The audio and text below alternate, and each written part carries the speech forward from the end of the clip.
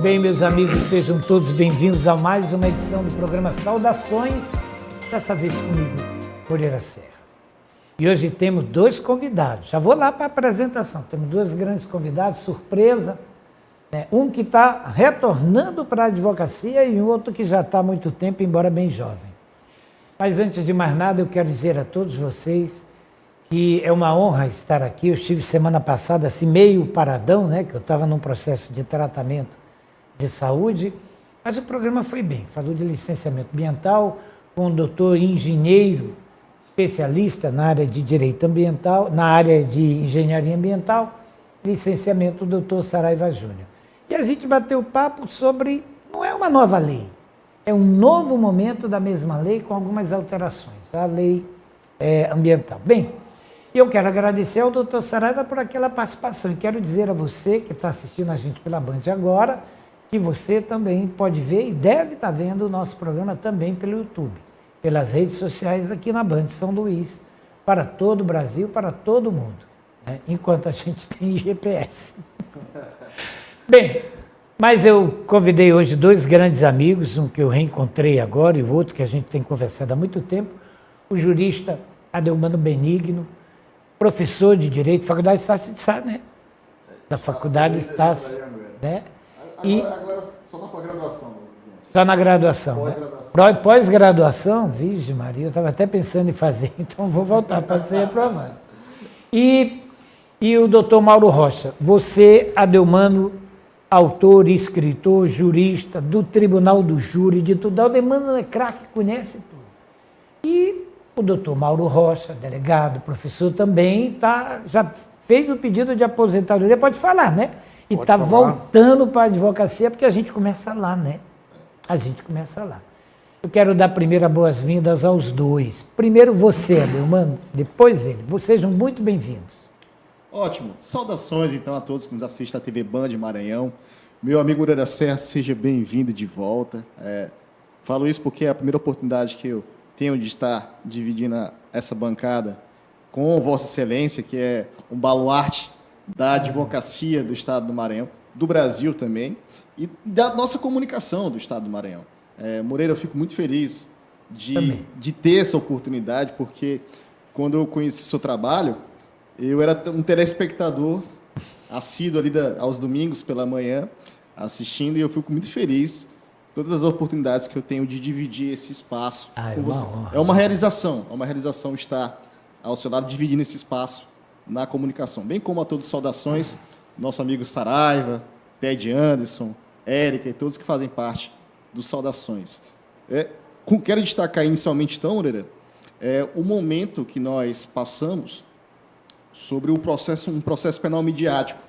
E aí eu quero já agradecer também de dividir o espaço com o doutor Mauro Rocha, meu amigo, professor também, de Direito Penal e Processo Penal. Nós estávamos conversando ainda há pouco nos bastidores. Sim, falamos sobre o aspecto do direito penal midiático e do processo penal midiático. E aí nós vamos desenvolver bastante esse tema aqui hoje. Professor Mauro, seja bem-vindo. Muito obrigado, doutor Moreira Serra, Júnior. É um prazer muito grande estar aqui neste programa direcionado à comunidade jurídica, em especial, para tratar de temas tão relevantes e tão caros à nossa convivência harmoniosa em sociedade. Agradecer aqui o convite do meu amigo Adelmano Benigno, que muito gentilmente convidou-me a participar aqui deste momento ao lado de duas grandes autoridades na área do direito aqui no estado do Maranhão. E estou à disposição aqui para o que a gente possa colaborar e conversar acerca especialmente sobre direito penal, processo penal e criminologia. Sim, então vamos fazer o seguinte, as pessoas me param muito na rua. Não pela questão do direito, porque como jornalista, advogado, apresentador, 38 anos nisso, já comecei lá nos idos da TV Cidade, depois passei para a Band anterior, logo que a TV Cidade inaugurou, Rede Record, e agora na Band aqui com meu amigo Ted Anderson, com toda essa equipe maravilhosa, Clícia, todo mundo aqui desse time maravilhoso, Saraiva, todo mundo. Você, Ted Anderson, você, todo mundo. Carlos Nina, aí tem que falar, não tem que falar todo mundo, Aldenor Rebouças. Carlos Nina, Aldenor, meus amigos. Então, as pessoas nos param na rua, as pessoas comuns. E eu sempre digo o seguinte, olha, de técnico de futebol e louco, todo mundo tem um pouco. Na verdade, não sou eu que digo isso, esse é um ditado popular. E hoje, de médico também. De médico também, né? É de médico sobretudo, porque até se automedicam tudinho. E hoje se fala tanto dessa vida midiática que a gente tem, né? De redes sociais, de YouTube, de tudo, televisão, e a televisão está no YouTube, né? E se fala muito de direito, se fala muito, sobretudo, de direito criminal, direito penal, se fala de julgamentos, de júri, fala de tudo, e se fala desse direito que, se fosse no começo, quando eu comecei a estudar, que se falava de direito achado nas ruas, né? O professor Alaide Pavão falava muito isso, hoje ele é achado nas televisões, nas telas do computador, tudo. O direito midiático. Vocês mesmos trouxeram o tema. Eu não sabia o que perguntar e trouxeram agora o tema. Até quando a gente vai viver esse espetáculo nas redes sociais, nas televisões, essa proliferação enorme de vídeos que está por aí com ex-juízes, ex-procuradores, ex-promotores, ex-advogados, comentaristas, jornalistas, cada um tendo um direito para si próprio para justificar alguma coisa que aconteceu. Eu vou começar com você, mas aberto o debate, o diálogo, pode correr. Como é que fica isso? Não é direito demais para pouca gente?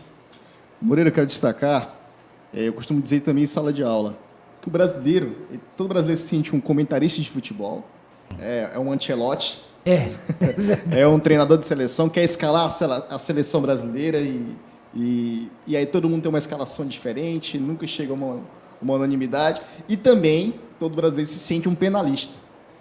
Hoje está assim. Um analista de direito penal. E com condenação, ele já condena, ele julga, ele condena, ele absolve, ele é tudo. Analisa ciências criminais no geral, não é só o direito penal, o processo penal. A criminologia também, como o professor Mauro Rocha destacou no início. Então, todo brasileiro tem essa vontade de emitir opinião, de analisar. Não que não tenhamos liberdade de expressão, mas muitos assuntos que, inclusive, dentro da comunicação, precisam ser analisados pelos especialistas da área, nós observamos que pessoas que não são da área são convidadas a falar e ambientes midiáticos, assim, áreas da comunicação de notável, de muita audiência, acabam divulgando informações equivocadas. Por exemplo, nós conversamos ainda há pouco, e o professor Mauro Rocha é um delegado de polícia que há muito tempo já trabalha pela segurança pública do Estado do Maranhão, apesar de ser jovem, e aí como ele fala para mim, eu estou me aposentando, Adelmano, e em breve estarei na advocacia. Eu falo, mas tão jovem assim, já... Mas então, nós estávamos conversando ainda há pouco sobre, por exemplo, alguns temas que são modificados, que são debatidos de forma leiga, gera uma pressão no Poder Legislativo, e o representante do Poder Legislativo altera as normas pelo aspecto midiático, e nós acabamos tendo uma insegurança jurídica com alguns temas. Por exemplo, a lavratura do termo circunstanciado de ocorrência, nós conversamos ainda há pouco, que, por exemplo, órgãos que não são da Polícia Judiciária, hoje podem lavrar o termo circunstanciado de ocorrência, porque o Supremo Tribunal Federal decidiu que seria possível. E aí, em muitas circunstâncias práticas, nós temos problemas, por exemplo. Muitas vezes o delegado de polícia vai deixar de lavrar o termo circunstanciado de ocorrência, porque o policial militar pode fazer, mas o policial militar ele não vai ter o acesso ao PJE. Ele tem a norma que permite, mas ele não vai saber como instrumentalizar. E muitas vezes também um procedimento como esse exige de convicção, de conhecimento jurídico. O delegado de polícia, por exemplo, é necessária a formação em direito, mas algumas carreiras, por exemplo, como a da polícia militar, constitucionalmente não exige essa formação. E aí, muitas vezes, um policial que não vai ter acesso, que não... Por exemplo, nós comentamos, Carnaval.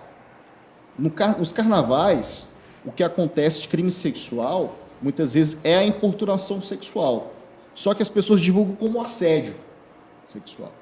E aí vamos supor que um policial equivocadamente, ao analisar um caso, receber ou trabalhar numa circunstância como essa, acaba lavrando TCO porque entende que é assédio sexual, porque o crime é de pena máxima de 2 anos, ao invés de prender em flagrante por importunação sexual, que seria a conduta adequada para o caso.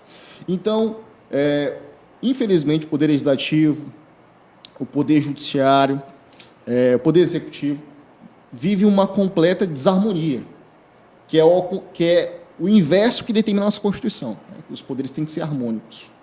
E hoje nós vislumbramos uma desarmonia entre os poderes, e muitas vezes utilizados para fins políticos ou midiáticos. E o processo penal, as ciências criminais, o processo penal, o direito penal, tem sido utilizado para circunstâncias midiáticas e acaba gerando uma insegurança jurídica, uma confusão quando aplicamos as normas. E aí, por exemplo, nesse aspecto, atualmente o debate que agora do Poder Judiciário sobre a aplicação de medidas cautelares ao ex-presidente Jair Bolsonaro tem gerado também uma confusão que divide aí o país. E aí, o processo penal aqui que se analisa, né, as cautelares têm que ser aplicadas quando forem adequadas e necessárias. E aí, muitas vezes, as pessoas querem que aconteça uma consequência que não é o devido processo penal constitucional. Por exemplo, muitas pessoas vão torcer pela prisão por ser desafeto, por não gostar ou por ter antipatia do ex-presidente Jair Bolsonaro, e algumas pessoas vão interpretar que ele não tem que ser preso pelo aspecto político. Mas o que precisa ser analisado é o aspecto processual penal constitucional. Essa prisão, ela é adequada? Essa prisão, ela é necessária? Então, as medidas cautelares em si, será que realmente o monitoramento eletrônico é adequado? É necessário? Será que outras medidas cautelares não seriam adequadas o suficientes, como a proibição, talvez, do uso das redes sociais, ou outras cautelares que impedissem ele de, eventualmente, atrapalhar o andamento do processo ou alguma investigação? Então, muitas vezes, as pessoas, por ocasião, aí nós chamamos até de garantismos de ocasião, em algumas circunstâncias entendem ou querem que direitos sejam respeitados, e em outras circunstâncias entendem que não querem que sejam respeitadas para satisfação pessoal, que não é o interesse do processo penal. Doutor Mauro, eu vou fazer uma pergunta. As pessoas que me param, a maioria, a gente tem um grupinho lá no fórum, né? Que a gente cerca o Louro, que é o nosso ambiente de consulta ali nos livros do meu amigo Hélito Contrim, o nosso Louro da Livraria do Advogado. A gente fica ali debatendo com todo mundo tudo que se passa hoje em dia sobre tudo aquilo que a gente vê nas redes sociais. Aquilo que você disse. Esse ambiente de discussão, sem especialistas, sem técnicos e todo mundo opinando, ensinando e muita gente assimilando, até aprendendo. E é difícil tirar isso da cabeça. Como é que o senhor vê esse novo ambiente? Porque pegou isso, não vai acabar. Pegou. Como é que o senhor vê esse ambiente hoje muito mais amplo de sala de aprendizado, não de aula? Porque muitos que estão lá não estão dando aula, estão dando palpite. Como é que o senhor vê esse ambiente onde agora universalizou todas as discussões e debates, por exemplo, nesses processos midiáticos que estão nos jornais e redes de televisão e vídeos de YouTube diuturnamente? Como é que o senhor vê esse ambiente de debate? Todo mundo falando tudo. Muito bem, a gente não pode perder de vista, Moura, que vivemos em uma era mais do que nunca da comunicação. É verdade. Estamos hoje mais do que nunca hiperconectados. Outrora, através da imprensa falada, escrita, televisionada, mas hoje vivemos outro momento de divulgação de notícias que se deu com o surgimento da internet e das chamadas plataformas de comunicação, redes sociais, e que proporcionam e que deram voz a que as pessoas pudessem expor ora de forma acertada, ora de forma equivocada, as suas opiniões. Esta é a primeira premissa. Este momento, este novel momento em que a gente vive e que é fruto aí de um momento disruptivo aí de quarta revolução industrial, onde a gente tem internet das coisas, temos inteligência artificial, isto tudo fruto do surgimento da rede mundial de computadores e que vem trazendo todas essas novidades a reboque. Muito bem. Diante desse contexto que você muito bem retratou, irreversível, o direito anda de mãos dadas com este fenômeno. O direito anda de mãos dadas com ele, o modelo sociopolítico-econômico também. Por que digo isso? Porque há um viés da criminologia, chamada criminologia crítica, né, que a gente pode aqui citar, por exemplo, os ensinamentos de Alessandro Barata, por exemplo, em que diz que o direito, esse conjunto normativo que regula a nossa vida social, a nossa harmônica convivência social, já que gregários somos e não vivemos isoladamente, este direito, ele, em um determinado momento, passa a ser moldado, formatado, colmatado pelo sistema econômico que nos rege. Então, o direito hoje, sob a perspectiva da criminologia crítica, ela é mais do que um conjunto puro e simples de regras que regulamentam, que regem, que organizam, que normatizam a nossa vida. Ela é também um instrumento de que dispõem os detentores do capital, da riqueza, aquele percentual bem pequeno, especialmente em nosso país, e que utilizam o direito para estigmatizar, para incriminar, para etiquetar aquela massa que está no topo da pirâmide social, alijada de todo e qualquer tipo de política pública que lhe possibilite uma vida minimamente adequada, o mínimo existencial que nos fala a Constituição. E este direito ele é moldado para conter, para segurar essa massa de pessoas que vivem, muitas delas, abaixo da linha da pobreza. E nesse contexto, o imediatismo do direito penal está umbilicalmente ligado com essa função escusa do direito penal, essa utilização indevida das normas penais para incriminar somente aqueles que nada têm. A mídia, de uma certa forma,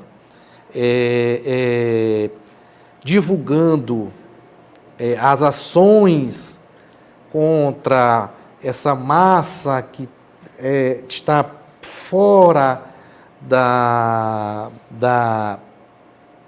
do mínimo que se possa viver em sociedade, aquela massa pobre, né, estigmatizada, pessoas de cor, minorias. Esta mídia, ela passa à população, transmitindo determinadas ações, ela passa uma falsa sensação de segurança pública. Esta é uma primeira perspectiva que eu entendo sobre a questão do direito penal de emergência, aquele que surge, que altera códigos e altera legislações extra-código para atender situações que ocorreram e que, de certa forma, chocam a coletividade. Sobre o direito achado na rua, que você muito bem mencionou e lembrou aqui os bancos da faculdade, lembrou a saudosa professora Laíde Pavão, da Universidade Federal do Maranhão, também é fruto deste acesso que todos nós hoje temos, e ele é salutar, esta possibilidade que as redes sociais nos dão de dar voz e vez à população. O que não se pode conceber é a utilização indevida das redes sociais para a divulgação do que se chama, por exemplo, de notícias falsas, de fake news. Isso. Isto é um malefício ao direito de informar. Isto é algo nocivo à sociedade. Então, hoje a gente, em qualquer grupo de conversas, em qualquer virtual ou presencial, como você muito bem explanou, nós temos um jurista em cada um dos presentes. Sim. Temos um hoje as ações da nossa Suprema Corte são extremamente contestadas. Sim. E não raro por pessoas que não detêm nenhum tipo de conhecimento jurídico. Sim. Colocam suas opiniões como se verdadeiras fossem, quando na verdade estão cometendo equívocos porque partem de premissas equivocadas, falsas, pela ausência de conhecimento jurídico. Sim. Então, só para fechar. Não, fica à vontade. Só para fechar. Sim. Eu vejo que as redes sociais é um fenômeno que tem o seu aspecto positivo, né? Tem o seu valor quando devidamente utilizado, né? Você vê hoje que a própria popularidade do Supremo Tribunal Federal está um tanto quanto arranhada, porque decisões suas, de seus ministros, individualmente ou colegiadamente tomadas, são divulgadas pela própria rede de televisão da Corte, né, a rede de TV Justiça, e muitas pessoas interpretam as decisões da forma que lhes aprouver. Da forma que suas convicções religiosas, políticas, sociais, econômicas lhes norteiam a vida. Então, é necessário um meio termo, um equilíbrio, para que você possa utilizar desta ferramenta, que eu repito, ela é importante no nosso nível de desenvolvimento, mas ela deve ser utilizada com a cautela, com as devidas... os devidos cuidados, tanto que temos aqui marco civil de internet, para objeto de julgamento há poucos dias na nossa Suprema Corte, a regular a utilização, o que você pode postar em uma rede social, os limites da postagem, para que você, a pretexto de exercer um direito seu, você não esteja infringindo o direito do seu semelhante. Isso é verdade. Antes de encerrar o programa, eu vou colocar para você as suas considerações finais. 50 segundos.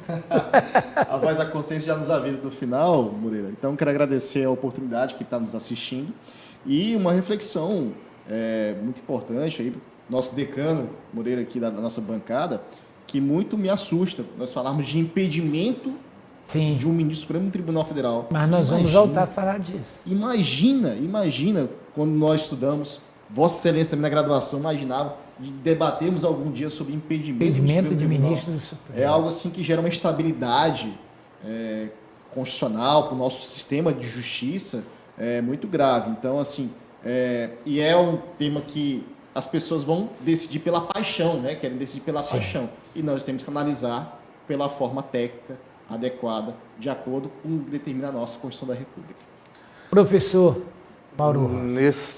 Em complemento à fala do amigo Adelmano, eu vejo que a nossa democracia está sendo posta à prova. Sim.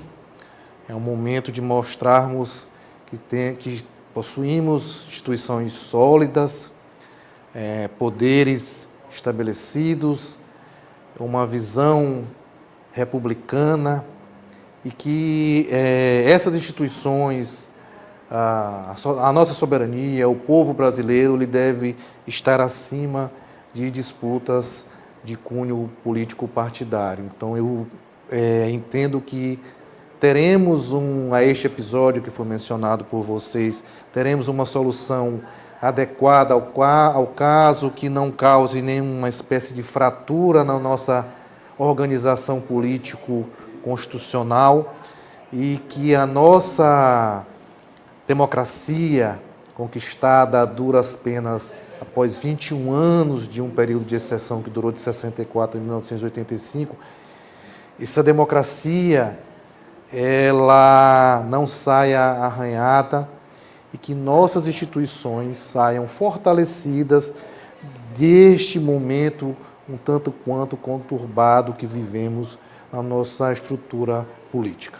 Bem, eu quero dizer a vocês que a gente vai retornar para debater sobretudo essa questão da discussão acerca das situações pelas quais passam o poder legislativo, judiciário e executivo, sobretudo os tribunais superiores, muito mais o Tribunal Superior Eleitoral e o Supremo Tribunal Federal. Eu acredito que a democracia sempre vai prevalecer. Não tenho dúvida quanto a isso. E só ainda estamos discutindo que esse é um país democrático. Essa aqui é a verdade, democrático. O Brasil é. E eu quero agradecer a todos vocês, mandar um grande abraço ao pessoal da segurança institucional do Fórum, do Calhau, aquele time maravilhoso que todo dia está ali, tratam-nos todos bem, todos os advogados muito bem. E um grande abraço a todos vocês e a equipe coordenada pela jornalista, pela nossa colega Clícia. Um forte abraço, um abraço para o Ian, que está lá no outro estúdio, um abraço para o Ian, para todos vocês, um grande abraço e um bom domingo e continue nos assistindo nas redes sociais. Foi rápido o programa, porque ainda tem muita coisa para fazer. E a gente volta no próximo domingo. Forte abraço a todos.